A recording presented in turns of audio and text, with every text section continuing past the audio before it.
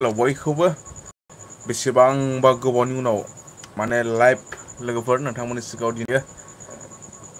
आंनि साबस्क्राइबार लोगो नोंथांमोनजों माने खबर लालायनो होननानै नैबे लाइभखौ लानानै फैनाय जाबाय लोगोफोर गोबाव जाथारबायमोन माने लाइभ फैयैया थ' लोगोफोर बिराद गोबावनि उनाव लाइभ फैदों नोंथांमोनजों सावरायलायनोसै आंनि साबस्क्राइबार लोगो नोंथांमोन सोर बबेनिफ्राय दासिमहालागै माने आं चेनेलखौ साबस्क्राइब खालामनानै माने आंजों लोगो जानानै दङ दायो आंनि चेनेलाव सायखंब्ला इउटुब चेनेलाव थ' गोबां नाजागासिनो दङ चेनेलखौ गिदिर खालामनो लोगोफोर नोंथांमोननि सापर्ट मददखौबो नांगौ बायदि मोनगासिनो दङ बिराद गोबावनि उनाव माने दिनैयो लाइभ गोबाव जाथारबायमोन लाइभ फैयैया आंना नैबे मबाइल गोदाना सिगांजोंहाय फार्स्ट लाइट गैया दे लोगोफोर सिगांजों माने फ्लास लाइट गैया नैयो मबाइला सिगांनि गंसेयालाय दंमोन नैबे गोदाना गैया आरोना फ्लास लाइट गैया आरोना सिगांजोंहाय ओंखायनो एसे खोमसि नुनो हागौ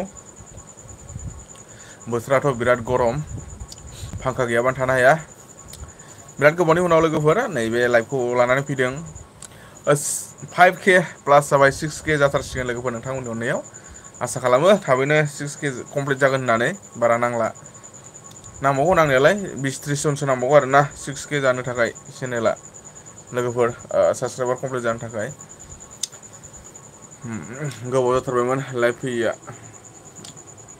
सोरबाफोर गोदान फैदोंब्ला साबस्क्राइब खालामनो हागोन लोगोफोर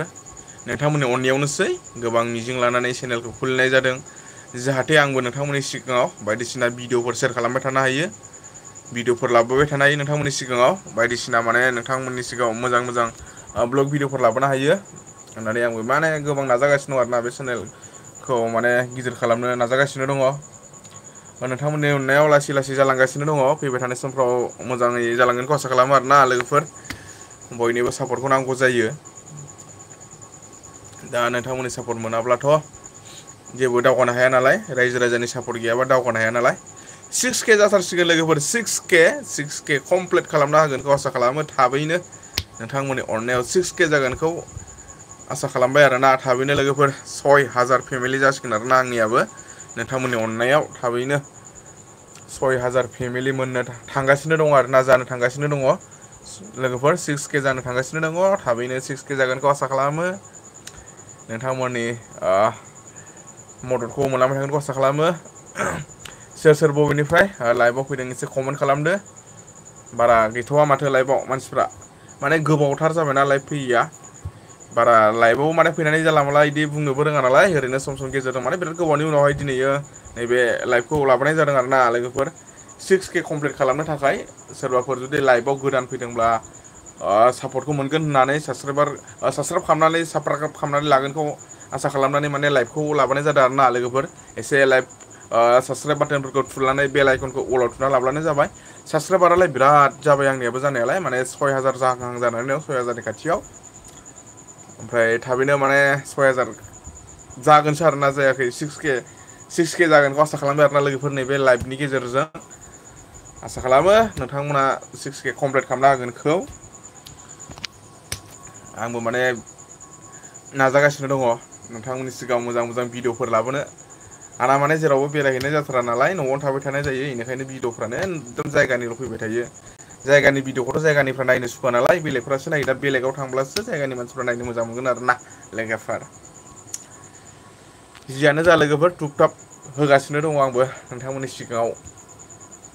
भिडिअफोरखौ लाबोगासिनो दं आरोना लोगोफोर दे लोगोफोर अनलायनानै सापर्ट खालामलायदो साबस्क्राइब खालामदो आरो नोंथांमोननि चेनेलखौबो आंनो हरदो आंबो नोंथांमोननि चेनेलफोरखौ साबस्क्राइब खालामलाजोबनानै दोननोसै आरो फेसबुकआवबो लोगोफोर नोंथांमोना मोजां मोनोब्ला फेसबुकखौबो फल' खालामना लानो हागोन फेसबुकआवबो सायखं स्वर्गियारि आरोना फेसबुकनिया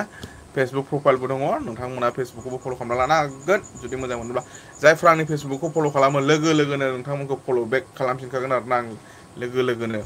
ओमफ्राय जायफ्रा माने लोगोफोर नैबे आंनि सायखं ब्लग इउटुब चेनेलखौ मोजां मोननानै साबस्क्राइब खालामो लोगो लोगोनो साबस्क्राइब बेक खालामफिनखागोन आरोना नोंथांमोनखौ लोगोफोर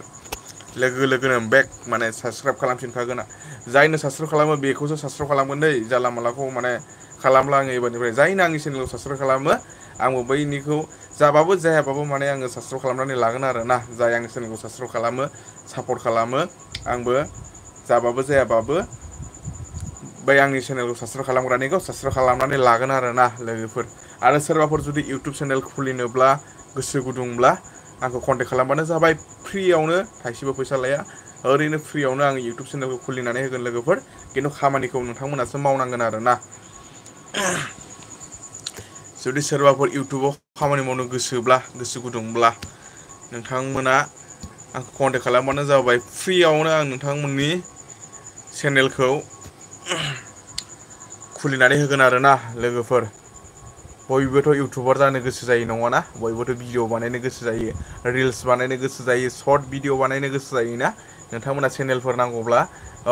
खुलिनोब्ला चेनेल खुलिनोब्ला आंखौ कन्टेक्ट खालामब्लानो जाबाय आङो खेवनानै होगोन फ्रियावनो ओमफ्राय एसे आइडियाफोरखौबो होगोन खिन्थु खामानिखौ नोंथांमोना मावनांगोन आरो ना लोगोफोर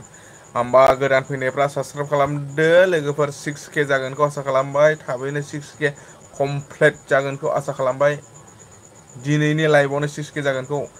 आसा खालामबाय लोगोफोर ओमफ्राय नोंथांमोना श्री रामचंद्र जी महाराज के भरे दरबार में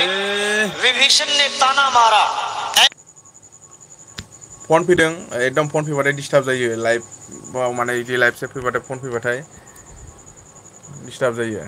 दा लाइभआसो दानजालांसिगोनलाय ना फन फैनाय लोगो लोगोनो सासे आदाया फन खालामदों माबाफोर